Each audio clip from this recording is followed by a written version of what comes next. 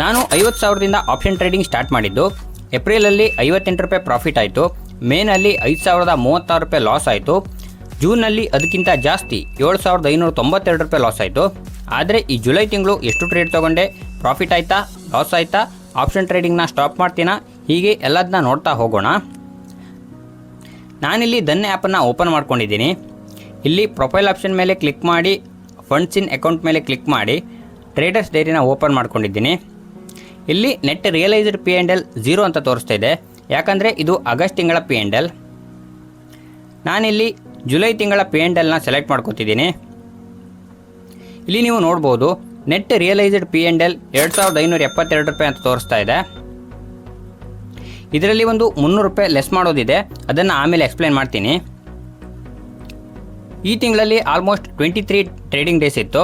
ಅದರಲ್ಲಿ ಟ್ರೇಡ್ ಆಗಿರೋದು 12 ದಿನ. ಪ್ರಾಫಿಟೇಬಲ್ ಡೇಸ್ 9 ಅಂತ ಇದೆ. ವಿನ್ನಿಂಗ್ ಸ್ಟ್ರೀಕ್ ಅಂತ 5 ತೋರಿಸ್ತಾ ಇದೆ. ಅದರ ಕೆಳಗಡೆ ಮೋಸ್ಟ್ ಪ್ರಾಫಿಟೇಬಲ್ ಡೇಸ್ ಅಂತ ತೋರಿಸ್ತಾ ಇದೆ. ಅಂದರೆ ಈ ತಿಂಗಳಲ್ಲಿ ಜುಲೈ 30ನೇ ತಾರೀಕು 1,306 ರೂಪಾಯಿ ಪ್ರಾಫಿಟ್ ಆಗಿತ್ತು. ಅದೇ ಈ ತಿಂಗಳ ಹೈಯೆಸ್ಟ್ ಪ್ರಾಫಿಟ್.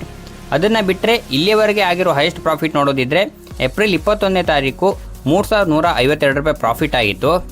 ಅದೇ ಇಲ್ಲಿಯವರೆಗಿನ ಹೈಯೆಸ್ಟ್ ಪ್ರಾಫಿಟ್. ನೆಕ್ಸ್ಟ್ ಅದನ್ನು ಬಿಟ್ಟು ಕೆಳಗಡೆ ಟ್ರೇಡರ್ಸ್ ಡೈರಿ ಅಂತ ಇದೆ.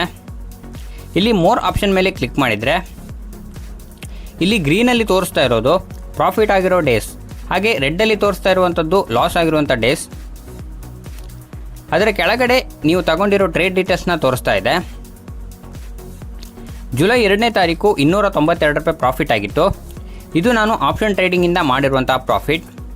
ಅದನ್ನು ಬಿಟ್ಟು ಜುಲೈ 6ನೇ ತಾರೀಕು, ಜುಲೈ 7ನೇ ತಾರೀಕು ಹಾಗೆ ಜುಲೈ 15ನೇ ತಾರೀಕು ಇಲ್ಲಿ 195 ರೂಪಾಯಿ, 98 ರೂಪಾಯಿ ಹಾಗೆ 3 ರೂಪಾಯಿ ಅಂತ ತೋರಿಸ್ತಾ ಇದೆ.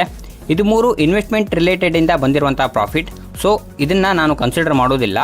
ಹಾಗಾಗಿ ನಾನು 300 ರೂಪಾಯಿನ ಲೆಸ್ ಮಾಡಬೇಕಂತ ಹೇಳಿದ್ದು. ಅದನ್ನು ಬಿಟ್ಟರೆ ಜುಲೈ 17ನೇ ತಾರೀಕು 354 ರೂಪಾಯಿ ಪ್ರಾಫಿಟ್ ಆಗಿತ್ತು.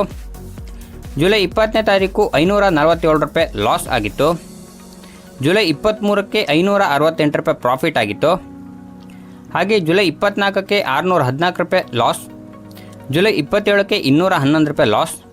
ಅದಾದಮೇಲೆ ಜುಲೈ 28ಕ್ಕೆ ಕರೆಕ್ಟಾಗಿ ನನ್ನ ಟಾರ್ಗೆಟ್ ರೀಚ್ ಆಯಿತು, 1,300 ರೂಪಾಯಿ ಪ್ರಾಫಿಟ್ ಆಯಿತು. ಅದೇ ರೀತಿ ಜುಲೈ 30ಕ್ಕೂ ಕೂಡ ನನ್ನ ಟಾರ್ಗೆಟ್ ರೀಚ್ ಆಯಿತು, 1,300 ರೂಪಾಯಿ ಪ್ರಾಫಿಟ್ ಆಯಿತು. ಅದೇ ರೀತಿ ಜುಲೈ 30ನೇ ತಾರೀಕು ಕೂಡ ಟ್ರೇಡ್ ತಗೊಂಡಿದ್ದೆ. ಇದು ಕೂಡ ಟಾರ್ಗೆಟ್ ರೀಚ್ ಆಗ್ತಾ ಇತ್ತು. ಆದರೆ ಮಿಸ್ಸಾಗಿ ಕೈ ಟಚ್ ಆಗಿ ಟ್ರೇಡಿಂದ ಎಕ್ಸಿಟ್ ಆಗೋಯಿತು. ಇಲ್ಲ ಅಂದಿದ್ರೆ ಇದು ಕೂಡ 1,300 ರೂಪಾಯಿ ಪ್ರಾಫಿಟಲ್ಲಿ ಕ್ಲೋಸ್ ಆಗ್ತಾಯಿತ್ತು. ಏನೂ ಮಾಡೋಕ್ಕಾಗೋದಿಲ್ಲ, ಕೆಲವೊಂದು ಸಲ ಹಿಂಗಾಗುತ್ತೆ. ಸೊ ನಾನು ತಗೊಂಡಿರೋ ಟ್ರೇಡ್ನ P&L ನೋಡೋದಿದ್ದರೆ ಆಲ್ಮೋಸ್ಟ್ 2,200 ರೂಪಾಯಿ ಪ್ರಾಫಿಟ್ ಆಗಿದೆ ಈ ಮಂತು. ಇದೇ ರೀತಿ ಆಪ್ಷನ್ ಟ್ರೇಡಿಂಗ್ನ ಕಂಟಿನ್ಯೂ ಮಾಡ್ತೀನಿ. ನನ್ನ ಟೋಟಲ್ ರಿಸ್ಕ್ ಕೆಪಾಸಿಟಿ ಏನು ಅಂತ ನಿಮಗೆ ಗೊತ್ತೇ ಇದೆ, ಹಿಂದಿನ ವೀಡಿಯೋದಲ್ಲೆಲ್ಲ ಹೇಳಿದ್ದೀನಿ. ನೋಡೋಣ ಏನಾಗುತ್ತೆ ಅಂತ. ಕಂಟಿನ್ಯೂ ಮಾಡೋಣ. ನೆಕ್ಸ್ಟ್ ತಿಂಗಳಲ್ಲಿ ಯಾವ ರೀತಿ ಪ್ರಾಫಿಟ್ ಆಗುತ್ತಾ ಅಥವಾ ಲಾಸ್ ಆಗುತ್ತಾ ಅಂತ ನೋಡೋಣ. ಈ ವಿಡಿಯೋ ಇಷ್ಟ ಆದರೆ ವಿಡಿಯೋನ ಲೈಕ್ ಮಾಡಿ, ನಿಮ್ಮ ಫ್ರೆಂಡ್ಸ್ ಜೊತೆ ಶೇರ್ ಮಾಡಿ. Thanks for watching.